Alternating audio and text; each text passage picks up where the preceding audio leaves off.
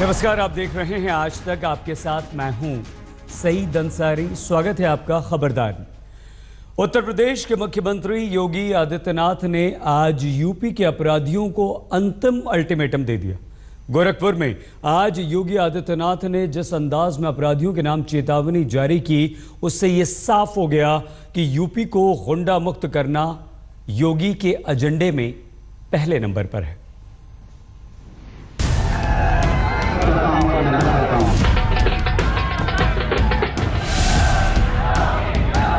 सत्ता के संरक्षण में पल रहे गुंडे, माफिया, अपराधी, लुटेरे, ये सब के सब मेहरबानी करके तो उत्तर प्रदेश छोड़ करके चले जाएं, और अगर उत्तर प्रदेश में रहेंगे तो फिर उनके लिए दो जगह होंगी। मुझे लगता है उस जगह कोई भी नहीं जाना चाहेगा, और उसके बारे में तय करने क्या होना।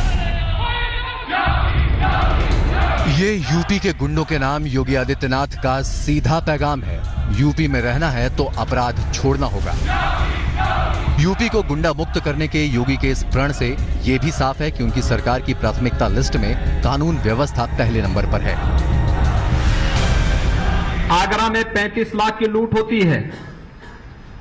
लुटेरे राजस्थान की ओर भागने की तैयारी में होते हैं, और जैसे ही शासन से फोन जाता है 24 घंटे के अंदर 35 लाख रुपए बरामद होते हैं और चोर जेल के अंदर होते हैं। और हम लोगों ने कह दिया है, सत्ता के संरक्षण में पल रहे गुंडे, माफिया, अपराधी, लुटेरे, ये सब के सब मेहरबानी करके तो उत्तर प्रदेश छोड़ करके चले जाएं, और अगर उत्तर प्रदेश में रहेंगे तो फिर उनके लिए दो जगह होंगी। मुझे लगता है उस जगह कोई भी नहीं जाना चाहेगा, और उसके बारे में तय करने क्या होना है। योगी आदित्यनाथ को यह भी पता है कि फर्क पैदा करना है तो सरकार को अपनी ताकत कहां लगानी चाहिए।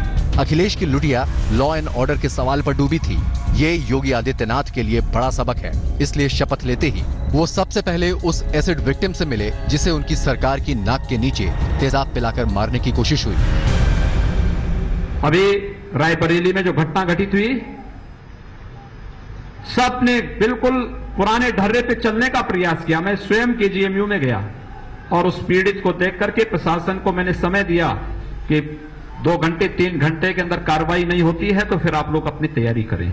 हम इसके बाद कुछ भी सुनने को तैयार नहीं हैं। हम यहां मौज मस्ती करने के लिए नहीं आए हैं। हम लोग 18 से 20 घंटे कार्य करने के लिए आए हैं। जो 18 से 20 घंटे हम लोगों के साथ काम कर सकते हैं वही यहां रहे, अन्यथा लोग अपना रास्ता तैयार कर लें। योगी ये भी जानते हैं कि उनकी सरकार के गुण दोष के विश्लेषण का सबसे बड़ा पैमाना होगा यूपी में कानून का राज। जब जब यूपी में अपराध होंगे, बीजेपी नेताओं के चुनावी वायदे आईने बनकर चमका करेंगे। उत्तर प्रदेश में गुंडागर्दी वो राजनीतिक आश्रय से पली बड़ी है। गुंडाओं को आश्रय देने वाले, गुंडागिरी को आश्रय देने वाले, क्या ऐसी सत्ता को हटाना है कि नहीं हटाना है? सुख चैन की जिंदगी जीना है कि नहीं जीना है? निर्दोषों को बचाना है कि नहीं बचाना है? मां बहन की इज्जत बचानी है कि नहीं बचानी है? जो एक गुंडा राज जो पूरे उत्तर प्रदेश में और विशेषकर पश्चिमी उत्तर प्रदेश में चल रहा है, मैं आपको कहना चाहता हूं 12 मार्च से गुंडे जो आपको परेशान करते हैं वो अपने आप अमरोहा छोड़कर भाग जाएंगे। हमने 14 वर्षों से सपा बसपा के इस कुशासन को झेला है, और लगातार हम समाजवादी पार्टी और बहुजन समाजवादी पार्टी के इस गुंडा राज, इस भ्रष्ट राज, इस अराजकता, इस जंगल राज की स्थिति को जूझते हुए, झेलते हुए आप सबको अवगत कराने के लिए आए हैं। एक अवसर दीजिए, भारतीय जनता पार्टी के प्रत्याशी को चुनाव जिता करके भेजिए, और हम विश्वास के साथ कह सकते हैं कि भारतीय जनता पार्टी आपको सुरक्षा भी देगी। अपराध मुक्त यूपी के इन बड़े दावों की याद योगी सरकार को जब तब दिलाई जाएगी। योगी राज के पहले हफ्ते के 3 वाक्यों से ये भी साफ हो जाता है कि योगी आदित्यनाथ के रास्ते आसान नहीं। योगी के शपथ लेते ही 19 मार्च 2017 को इलाहाबाद में 60 साल के बुजुर्ग बीएसपी नेता की हत्या कर दी गई। 20 मार्च 2017 को औरैया जिले में एक रेलवे अधिकारी की पत्नी और बेटी की हत्या कर दी गई। 23 मार्च 2017 को गोमती एक्सप्रेस में रेप पीड़िता को जबरन तेजाब पिला दिया गया। इन वाकयों से योगी सरकार को सबक लेना चाहिए और ये समझ लेना चाहिए कि क्राइम नेटवर्क को नेस्तनाबूद करना कितना मुश्किल भरा काम है। उम्मीद है योगी सरकार ने अपना होमवर्क पूरा कर लिया होगा, क्योंकि यूपी को अपराध मुक्त करने का टास्क पूरा करना किसी चमत्कार से कम नहीं। 2015 में यूपी में 4,732 हत्याएं हुई, यानी रोजाना 12 से ज्यादा हत्याएं हुई। 2015 में यूपी में 3,025 रेप के केस हुए, यानी रोजाना 8 से ज्यादा रेप केस हुए। 2015 में यूपी में 11,999 अपहरण और फिरौती के केस हुए, यानी रोजाना 32 से ज्यादा मामले। यानी कि योगी सरकार को लंबी पारी खेलते हुए क्राइम के नेटवर्क को लगातार हिट करते रहना होगा। ये भी ध्यान में रखना होगा कि आखिर अखिलेश सरकार कहां चूक गई, वरना योगी जैसे दावे आज से 5 साल पहले भी हुए थे। लॉ एंड ऑर्डर भी प्राथमिकता है, कानून व्यवस्था प्राथमिकता होगी। आज से जिम्मेदारी हमारी, अभी तक तो हम जिम्मेदारी दूसरों पे आरोप लगा रहे थे, आज से जिम्मेदारी हम लोगों की है। भोजन, आवास, सड़क, पेयजल, शौचालय जैसी बुनियादी आवश्यकताओं की पूर्ति के साथ साथ उत्तर प्रदेश की कानून व्यवस्था चाक चौबंद रखने के लिए सरकार निरंतर पूरी सजग तरीके से कार्य करेगी। वैसे योगी सरकार के लिए भरोसा बढ़ाने वाली बात यह है कि उनके शुरुआती कदमों से यूपी की जनता की उम्मीदें 7वें आसमान पर हैं। ये एक बेहतरीन सोच के साथ सरकार काम कर रही है और उम्मीद है कि अगले 5 वर्षों में यह सरकार बेहतर से भी बेहतर काम करके दिखाएगी। शुरुआती जो दौर है, दिशा बिल्कुल सही जा रही है। मेरी भी बेटी है, कोचिंग जाती है, देर हो जाता है तो हमको डर लगता है। अब ऐसा कुछ नहीं है। आज तक कोई भी सरकार आकर एक ऐसा मुहिम नहीं छेड़ा था जो कि आज हमारे योगी जी ने आकर इस मुहिम को छेड़ा है। इस समय अपराधियों के दिन तो लग जाएंगे, बल्कि और भी सुधार होगी। सड़क के जैसे और जितने भी काम होंगे सब एकदम बढ़िया से होंगे। इन उम्मीदों को कायम रखने की जरूरत है, तभी योगी आदित्यनाथ पूरे नंबर से पास माने जाएंगे। गोरखपुर में निशांत चतुर्वेदी के साथ आज तक ब्यूरो।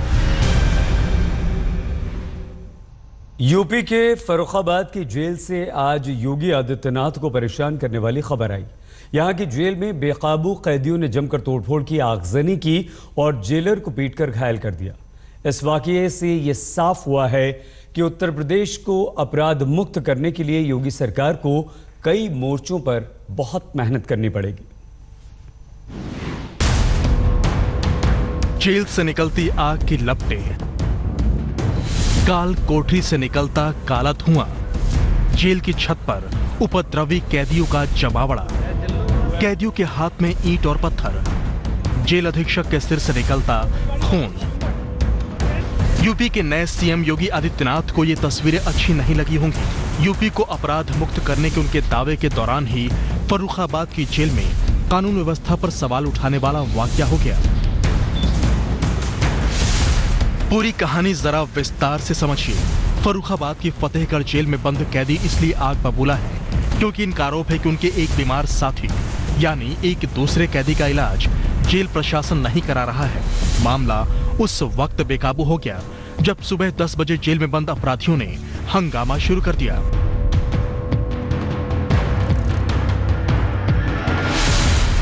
देखते ही देखते ये विरोध हिंसक हो उठा।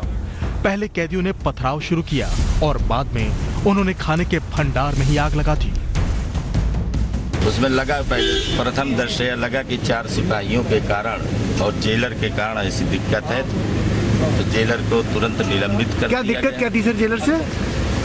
अब जो भी दिक्कत थी डीआईजी कैंप कर रहे हैं और जब तक रहेंगे जेल में, जब तक सभी कैदियों की समस्या का निवारण नहीं होगा, हर बिंदु पर बात हो रही है और इसी वजह से कैंप कर रहे हैं। जैसे ही सारी चीजें आएंगी और भी कोई बात आएगी तो उसे संज्ञान में लेके त्वरित कठोर कार्रवाई की जाएगी। ये हमला इतना भयानक था कि जेल अधीक्षक भी इससे बच न सके। कैदियों को खामोश कराने गए जेल अधीक्षक को जख्मी होकर अस्पताल में भर्ती होना पड़ा। अरे मेरी गाड़ी कहाँ है?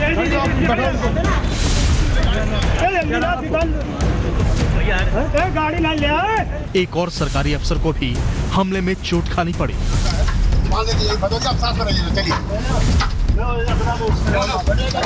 आलम यह था कि जेल के सुरक्षा कर्मियों को हेलमेट की जगह बाल्टी की मदद से अपना बचाव करना पड़ा। फर्रुखाबाद योगी सरकार के लिए एक सबक की तरह है। सवाल है कि क्या यूपी की जेल में सुरक्षा का यही आलम है? इस तरह के इमरजेंसी के हालात से निपटने की तैयारी क्या इतनी लचर है कि जेल अधिकारियों की जान के लाले पड़ जाए? योगी सरकार को जेल की दुर्दशा पर ध्यान देने की जरूरत है, क्योंकि ऐसी कमजोर सुरक्षा रही तो कैदियों को फरार होने से कैसे रोका जा सकेगा? और कैदी फरार हो जाते हैं तो योगी के अपराधी मुक्त यूपी का क्या होगा? फर्रुखाबाद से फिरोज के साथ आज तक ब्यूरो। योगी आदित्यनाथ को उत्तर प्रदेश की कमान संभाले 8 दिन हो गए हैं। तो आइए खबरदार में अब हम योगी सरकार के पहले हफ्ते का पूरा विश्लेषण करेंगे, जिससे आपको ये बात समझ में आ जाएगी कि योगी प्रधानमंत्री नरेंद्र मोदी के नक्शे कदम पर चल रहे हैं। मोदी का मिशन न्यू इंडिया का है, तो योगी न्यू यूपी की बात कर रहे हैं। न्यू इंडिया बनाने के लिए, नए हिंदुस्तान को बनाने के लिए, न्यू हिंदुस्तान के लिए कोई कसर नहीं छोड़ेंगे। जहां पर 24 घंटे बिजली होगी वह उत्तर प्रदेश होगा, जहां की सड़कें गड्ढा मुक्त हो वह उत्तर प्रदेश होगा। मैं आदित्यनाथ योगी और जहां कानून का राज होगा वह उत्तर प्रदेश होगा, जहां भ्रष्टाचार मुक्त व्यवस्था होगी वह उत्तर प्रदेश होगा। ये गवर्नेंस का मोदी स्टाइल है, जिसे यूपी में बीजेपी के योगी आगे बढ़ा रहे हैं। योगी राज के 8 दिनों में आपको मोदी सरकार के 2.5 साल के स्टाइल की लगातार झलक मिल रही होगी। मोदी और योगी के मिलते जुलते अंदाज के विश्लेषण से पहले जरा ये देखिए कि कैसे मोदी के न्यू इंडिया को योगी ने न्यू यूपी में ढाला है। सरकार सबकी होती है, सबके लिए होती है और सबको साथ लेकर के चलने के लिए होती है। इस पवित्र विचार को लेकर के ही हम काम करते आए हैं, काम करते रहेंगे और हम जितने नए अवसर मिलेंगे, हर नए अवसर में न्यू इंडिया बनाने के लिए, नए हिंदुस्तान को बनाने के लिए, न्यू हिंदुस्तान के लिए कोई कसर नहीं छोड़ेंगे। ये मैं देशवासियों को विश्वास देता हूं। उत्तर प्रदेश के लिए कि जहां से आप रात्रि में जाएं अंधेरा प्रारंभ होगा वह उत्तर प्रदेश होगा, जहां से सड़कें टूटी हुई मिले वह उत्तर प्रदेश होगा, जहां पर कोई सुरक्षित नहीं हो उत्तर प्रदेश होगा। हम इस मिथक को तोड़ेंगे। जहां पर 24 घंटे बिजली होगी वह उत्तर प्रदेश होगा, जहां की सड़कें गड्ढा मुक्त हो वह उत्तर प्रदेश होगा, और जहां कानून का राज होगा वह उत्तर प्रदेश होगा, जहां भ्रष्टाचार मुक्त व्यवस्था होगी वह उत्तर प्रदेश होगा।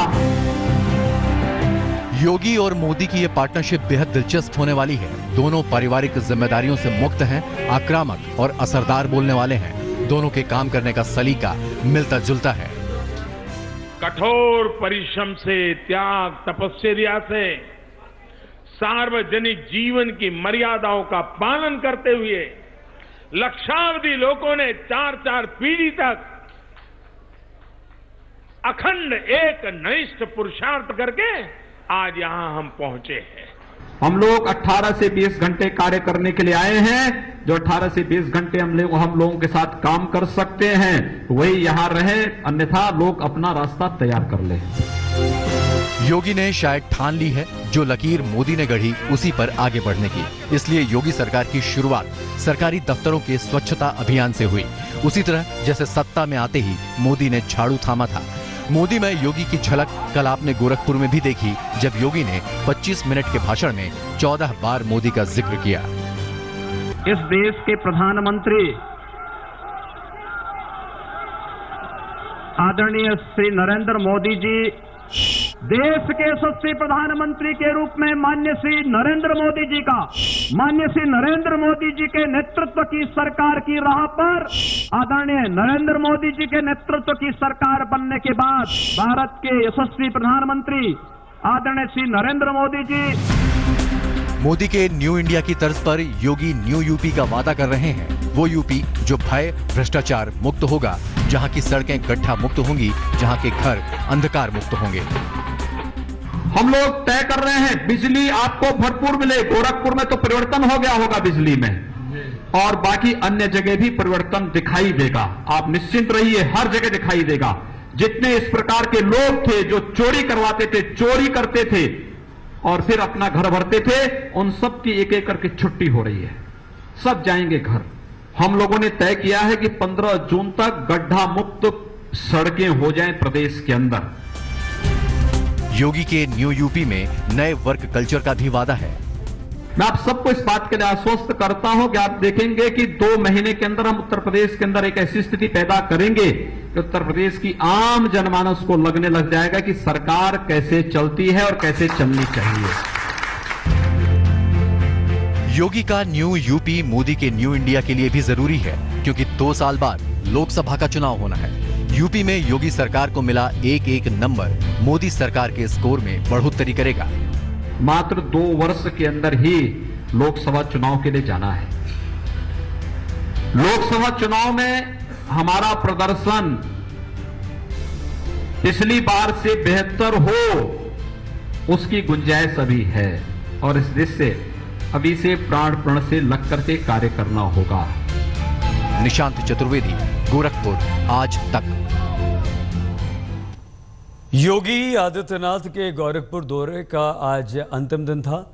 गोरखपुर में योगी ने जमकर पूजा अर्चना की और गोरखधाम की गौशाला में सुबह बिताई। ये योगी आदित्यनाथ की सियासी करियर की प्रयोगशाला भी रही है और यहां आकर योगी आदित्यनाथ को जरूर बहुत अच्छा लगा होगा। लेकिन बीजेपी के लिए अच्छी बात यह है कि पहले गोरखपुर और फिर पूरे उत्तर प्रदेश में पार्टी अच्छा प्रदर्शन कर रही है, जिसे बीजेपी 2019 तक जारी रखना चाहिए।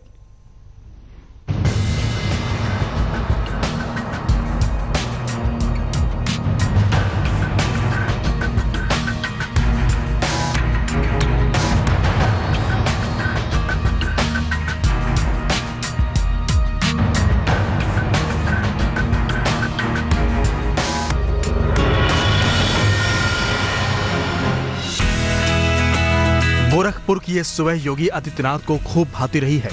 आज की सुबह भी हलचलों से भरी रही।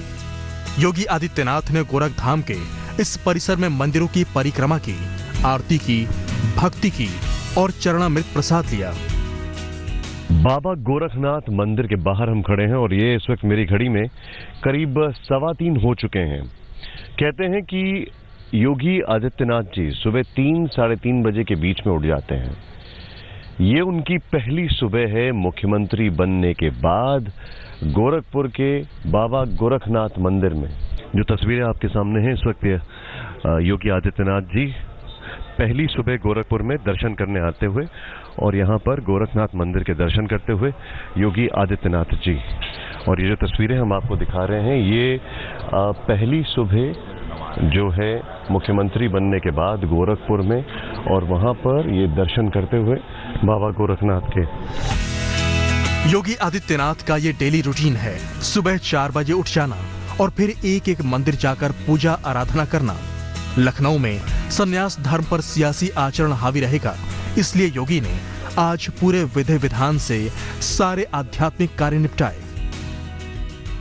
ये बाबा गोरखनाथ के मंदिर से बाहर निकलकर योगी आदित्यनाथ जी अब इस पूरे प्रांगण में उनके लिए कहा जाता है, वो देखें आगे आगे वो जा रहे हैं, अब सैर करने जा रहे हैं। ये इस बीच जो तस्वीरें आपके सामने हैं भगवान शिव के मंदिर में, यहाँ पर योगी आदित्यनाथ जी इतनी सादगी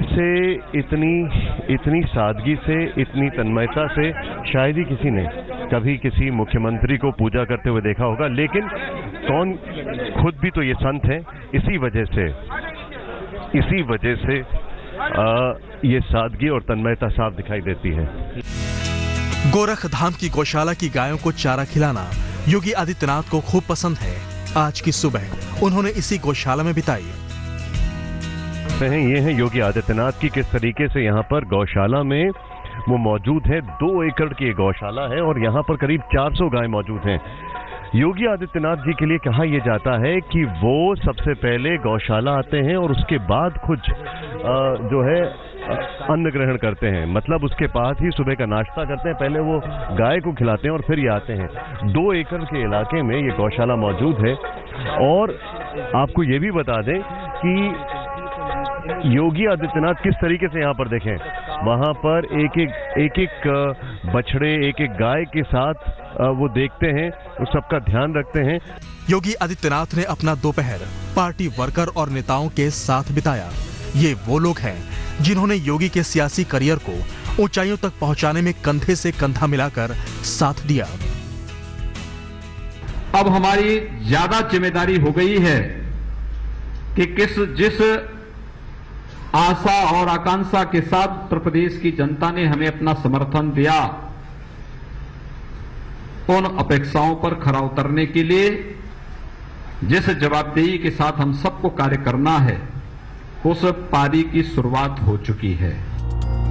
योगी गोरखपुर में भी एक्शन में दिखे तो उनके आदेश पर अमल भी होते दिख रहा है। सरकारी दफ्तरों में साफ सफाई के आदेश के बाद तो अफसरों ने भी हाथों में झाड़ू थाम लिए हैं। लोगों में एक जागरूकता पैदा करनी बहुत जरूरी है कि गंदगी ना करें। स्वच्छता के प्रति हमारे माननीय प्रधानमंत्री जी का, हमारे माननीय मुख्यमंत्री जी का, सबका आज के समय में जोर है, लेकिन ये तब तक संभव नहीं है जब तक हमारे लोग स्वयं इसको लेके जागरूक नहीं होंगे। हम लोगों ने संकल्प लिया है कि प्रत्येक सप्ताह 2 घंटे कम से कम स्वच्छता अभियान को देंगे और इसी के तहत हम लोगों ने कई थानों पर, जनपद की पुलिस थाना लेवल पर भी सफाई कर रही है, पुलिस लाइन में भी सफाई का काम चल रहा है। योगी गोरखपुर से लखनऊ लौट आए हैं, शायद जल्द ही कुछ चौंकाने वाले फैसले सामने आए। गौरव सावंत और गजेंद्र के साथ निशांत चतुर्वेदी, गोरखपुर, आज तक। आंखों से गूंजती कश्मीर घाटी में अगर कोई लड़की हाथों में बल्ला थामकर क्रिकेट के जौहर दिखाए तो इसे बदलाव की एक खूबसूरत बयार ही हम कहेंगे। घाटी में बदलाव की इसी बयार का नाम है इकरा रसूल, जो विराट कोहली को अपना रोल मॉडल मानती है और उनसे मिलना चाहती है। कश्मीर में मौजूद पहाड़नुमा अड़चनों और रुकावटों के बावजूद इकरा अपने ख्वाब को हकीकत बनाना चाहती है।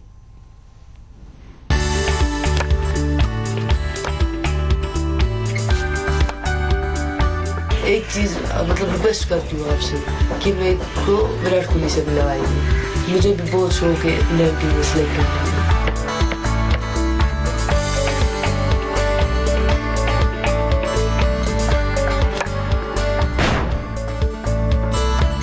गोलियों की गूंज वाले कश्मीर में बल्ले की बिसात। अलगाववाद के साए में टीम इंडिया वाला दुस्साहसी ड्रीम। सिर पर हिजाब पहने फ्रंट फुट पर शॉट खेलती लड़की की यह तस्वीर पहली नजर में आपको हैरान कर सकती है, लेकिन 17 साल की इकरा रसूल के लिए यह उतना ही सामान्य है जितना देश के किसी भी कोने में रहने वाले टीनेजर के लिए क्रिकेट की दीवानगी। फर्क सिर्फ इतना है कि इकरा रसूल एक लड़की है और उससे भी बड़ा फर्क ये कि इकरा कश्मीर की रहने वाली है। इकरा का जन्म एमपी, यूपी, ओडिशा, तमिलनाडु, महाराष्ट्र, गुजरात या फिर देश के किसी और सूबे में हुआ होता तो कहानी कुछ और होती, लेकिन इकरा का जन्म कश्मीर में हुआ, देश के उस हिस्से में जो संगीनों के साए में रहता है। कब किस ओर से गोली चल जाए किसी को पता नहीं होता। सीमा पार से मिलती शह की बदौलत अलगाववादियों के फतवों से जिस कश्मीर की फिजा का दम घुटता है, जिस कश्मीर के पास अब तक कोई स्पोर्ट्स पॉलिसी नहीं है, उसी कश्मीर की रहने वाली इकरा रसूल कहती है कि उसे विराट कोहली से मिलना है क्योंकि उसे विराट कोहली जैसा बनना है। मैं एक चीज मतलब रिक्वेस्ट करती हूँ आपसे कि मेरे को विराट कोहली से मिलवाइए, प्लीज प्लीज। क्यों विराट कोहली से? क्यों? क्योंकि वो बहुत अच्छा प्लेयर है इंडियन टीम का, बहुत अच्छा। वो मतलब देख के खेलता है, फुट मतलब गेम में खेलता है, अच्छे शॉट्स मारता है। बारामूला की सुपर गर्ल के नाम से कश्मीर घाटी में शोहरत कमा चुकी इकरा रसूल ने बचपन में जब क्रिकेट का बल्ला थामा तो उन्हें भी नहीं पता था कि ये खेल एक दिन उनका जुनून बन जाएगा। सचिन तेंदुलकर और विराट कोहली को रोल मॉडल मानने वाली इकरा रसूल ने परिवार के विरोध और घाटी के माहौल के बावजूद गेंद और बल्ले को अपना हथियार बनाया। आजादी के नाम पर युवाओं को बरगलाने और उनके हाथों में पत्थर थमाकर उनके भविष्य पर स्याही पोतने वालों की साजिश के खिलाफ इसी गेंद और बल्ले ने इकरा की राह मुकम्मल की। इकरा रसूल अब तक 4 बार नेशनल लेवल पर जम्मू कश्मीर का प्रतिनिधित्व कर चुकी हैं। सबसे पहले इकरा ने स्कूल की टीम में जगह बनाई। इसके बाद 2013 में इंटर डिस्ट्रिक्ट टूर्नामेंट में शानदार प्रदर्शन किया और 2015 में जम्मू कश्मीर की टीम से खेलते हुए झारखंड के खिलाफ 3 विकेट झटके। अब इकरा नेशनल वुमेन्स टीम में जगह बनाना चाहती हैं। जो मतलब यहाँ पर कोच है, इंटरनेशनल कोच, वो मुझे देखे, मेरी परफॉर्मेंस को देखे, मैं कैसी खेलती हूँ। अगर अच्छा खेलती हूँ तो ले जाए, अगर नहीं तो मैं जोर नहीं कर रही हूँ। मुझे भी बहुत शौक है इंडियन टीम में सिलेक्ट होने। जी राफिया रसूल तो माशाल्लाह बहुत अच्छी है, टैलेंटेड है, लेकिन जी हमारा भी टैलेंट है, हम सबका माशाल्लाह है। हमें तो रेस्पॉन्सिबिलिटी नहीं मिलती, हम कैसे खेल सकते हैं? जब हमें भी रेस्पॉन्सिबिलिटी मिलेगी, जैसे इसको दिखाने का अपना टैलेंट, मेरा दिखाना कैसा टैलेंट है, और भी लड़के इस मोहल्ले में माशाल्लाह बहुत लड़के हैं यहाँ पर, तो हमें तो कोई टैलेंट वैलेंट दिखाने का मौका ही नहीं मिलता। प्रैक्टिस के लिए इकरा को कभी लड़कियों का साथ नहीं मिला, इसलिए वो लड़कों के साथ ही अपने खेल को धार देने में जुटी रहीं। माँ बाप के लिए इकरा के इस फैसले का साथ देना मुश्किल था, क्योंकि हिंदुस्तान में कन्याकुमारी से लेकर कश्मीर तक लड़कियों के लिए समाज का ताना बाना एक जैसा है, लेकिन इकरा ने कभी हार नहीं मानी। आज तक मैंने 5-6 नेशनल खेले हैं, कितने मुश्किल से मैं जानती हूँ। और मेरा सर, जो मेरा कोच था सरफराज नबी, उसका नाम है, वो बहुत अच्छा कोच है। उसने मेरी हेल्प की, उसने घर वालों को मनाया। पहले नहीं मानते थे घर वाले, फिर अब मानते हैं। प्रैक्टिस लड़कों के साथ करती थी, लिहाजा रोल मॉडल भी पुरुष खिलाड़ियों में ही दिखा। दुनिया में अपनी प्रतिभा का डंका पीट रहे विराट कोहली इकरा के भी रोल मॉडल बन गए। विराट कोहली से मिलने की चाहत में इकरा ने उन्हें 4 खत लिखे, लेकिन इकरा का एक भी खत विराट कोहली तक नहीं पहुंच पाया। इकरा की उम्मीदों को पंख कैसे लगेंगे, ये फिलहाल समझ पाना मुश्किल है। वो खेलना चाहती है और अपने खेल की बदौलत कश्मीर और देश का नाम रोशन करना चाहती है, लेकिन रास्ते बेहद सकरे और कांटों भरे हैं। ऐसे में अगर उसके रोल मॉडल विराट कोहली के कानों तक उनके मासूम फैन की अपील पहुंचे, तो कश्मीर की इकरा जैसी सैकड़ों प्रतिभाओं के सपने उड़ान भर सकते हैं। श्रीनगर से अशरफ वानी के साथ आज तक ब्यूरो। हमारे देश के किसी भी हिस्से की तरह कश्मीर में भी खेल प्रतिभाओं की कोई कमी नहीं है, लेकिन सिस्टम का जो नासूर पूरे देश में प्रतिभाओं का दम घोंट देता है, वही नासूर कश्मीर में कैंसर की शक्ल अख्तियार कर चुका है। अलगाववादियों की सियासत, दहशत का माहौल, सीमा पार से हो रही साजिशें और मूलभूत खेल सुविधाओं की अनदेखी, ये वो वजहें हैं जो कश्मीर की प्रतिभाओं को पनपने नहीं देती, लेकिन इसके बावजूद हौसला है कि हारता नहीं।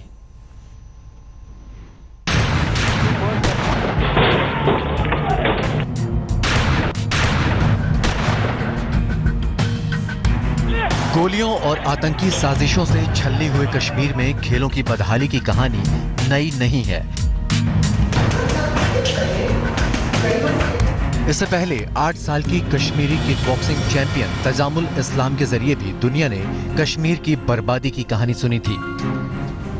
दुनिया की सबसे कम उम्र की किक बॉक्सिंग चैंपियन है तजामुल इस्लाम। तजामुल इस्लाम कश्मीर के बांदीपुरा की रहने वाली है। 2016 में इटली में विश्व किक बॉक्सिंग चैंपियनशिप में तजामुल ने सब जूनियर गोल्ड जीता था। तजामुल का आरोप था कि उसके जिले में बेहतर प्रशिक्षण और उपकरणों का वादा पूरा नहीं किया गया। 8 साल की इस वर्ल्ड चैंपियन के ख्वाबों को जब धोखा मिला तो उसने सोशल मीडिया के जरिए कश्मीर की सच्चाई देश के सामने रखी थी। एक इंडोर स्टेडियम नहीं दे पाए वो हमें, स्टेट गवर्नमेंट से मैं रिक्वेस्ट करती हूँ, एक इंडोर स्टेडियम तो मांगा था। देखिए बारिश में जब यहाँ पानी बरसता है तो गड्ढे यहाँ पे हो जाते हैं और विंटर में हम कुछ कर नहीं पाते। अरे बड़ा कहते हैं कि वो करेंगे ये करेंगे, पर जब से मैं अकेडमी में चल रही हूँ तब से मैंने उसे वैसे ही देखा। परवेज रसूल कश्मीर से ताल्लुक रखने वाले इकलौते ऐसे क्रिकेटर हैं जो अंतर्राष्ट्रीय क्रिकेट में टीम इंडिया का प्रतिनिधित्व करते हैं। परवेज रसूल ने 2014 में ढाका में बांग्लादेश के खिलाफ डेब्यू किया था। 2014 में ही रसूल ने इंग्लैंड के खिलाफ पहला T20 मैच खेला था। कश्मीर में खेलों की बदहाली को लेकर परवेज रसूल परेशान है। परवेज रसूल किसी दूसरे प्रदेश की टीम से क्रिकेट खेलने की बात कह चुके हैं। अगरचे कश्मीर से अंतर्राष्ट्रीय क्रिकेट भी खिलाड़ी जैसे परवेज रसूल खेल रहे हैं, लेकिन उसके बावजूद खेलों के नाम पर कश्मीर में बहुत कुछ पैसा आता है लेकिन खर्च नहीं होता।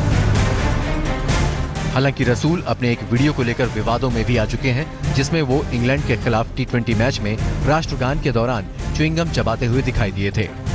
अलगाववादियों को इस कदर चुप है कि जायरा की महबूबा मुफ्ती से मुलाकात को मुद्दा बना दिया गया और 16 साल की इस लड़की को कश्मीरियत के खिलाफ बताने की साजिशें शुरू हो गई। हालात ऐसे बना दिए गए कि जायरा को सोशल मीडिया पर माफीनामा डालना पड़ा। इन मशहूर नामों के अलावा कई ऐसे नाम भी हैं जो कश्मीर में ढहा दिए गए सिस्टम के बावजूद अपनी मेहनत से आगे बढ़े और कामयाबी हासिल की। ये नाम आपने पहले ना सुने हो तो आप जान लीजिए। मिथुन मिन्हाज जम्मू के रहने वाले हैं, फर्स्ट क्लास क्रिकेट और IPL में खेलते हैं। महराजुद्दीन वाडू श्रीनगर के रहने वाले हैं जो फुटबॉल खिलाड़ी हैं। महरूश मंजूर पॉल सब जूनियर गर्ल्स कैटेगरी में मार्शल आर्ट चैंपियंस रह चुकी हैं। फाजिल अजीज सब जूनियर कैटेगरी में मार्शल आर्ट चैंपियन हैं।